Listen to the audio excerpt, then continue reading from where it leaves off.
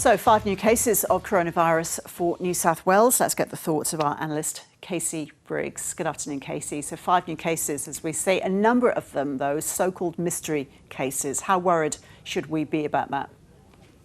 Yeah, that's right, Roz. It's not like things are imminently, this week about to spiral out of control, but it's a useful reminder that we are not free of this virus and we're unlikely to be free of this virus for some time. So we've got 5 new cases. That is the highest number we've seen in maybe a week and a half or so, about 11 days.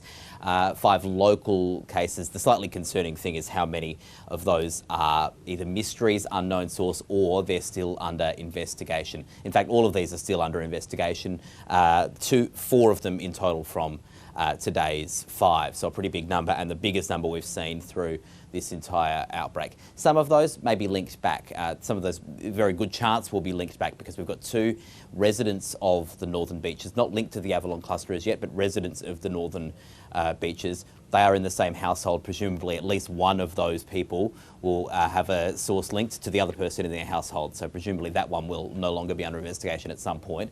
Then we have 2 in Mount Druitt, again in the same household. It seems that there'll be a link between those 2. It's just whether the original source for that little cluster of 2 can be found. That's 4 of the cases. They're the ones under investigation, plus 1 in the Baralla cluster that has been linked back to that cluster. So if I just have a look at the 7-day average, which we like to keep an eye on, those 5 today have nudged it up a little bit, only to 3 a day on average over the past 7 days, but it's a useful reminder that this tail of this curve is rocky.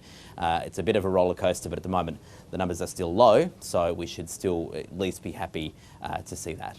And the country, Casey, with the highest per capita daily infection rate is Ireland. What's happening there?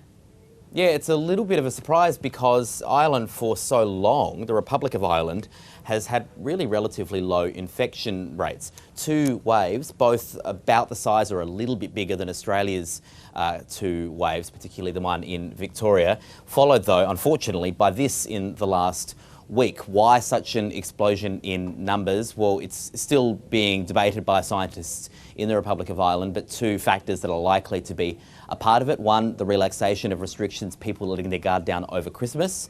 And 2, this new mutant variant, this B117 strain that was first found in the United Kingdom, that's in Ireland as well and looks to be spreading fairly quickly there. And this curve is so steep. Look how quickly we've jumped from 1,800 cases a day to almost 8,000 cases a day. I want to show you the number of infections per capita of a handful of countries around the world.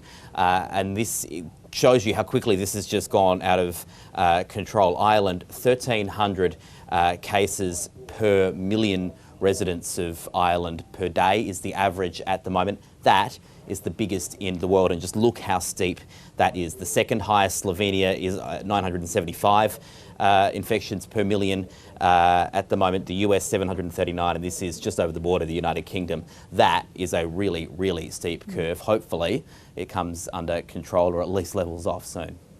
There's some worrying news from Japan. Yeah, some worrying news. Let me bring up their case curve because it does a similar thing to what we just saw in the Republic of Ireland. Having said that, the cases have been bubbling up for a little bit longer, but just in the last week, again, numbers like 8,000.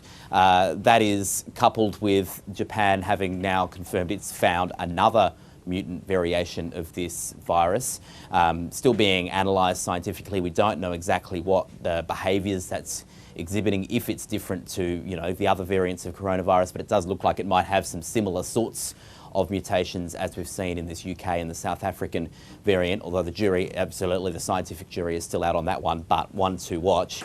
And Japan has just had a big event, the coming of age ceremony yesterday, where young people, celebrate their coming of age when they turn 20. And of course, Japan's having a big event in the middle of this year, the Tokyo 2020 Olympics, as at the moment at least, the epidemic curve, the case curve in the country is worse than it has ever been.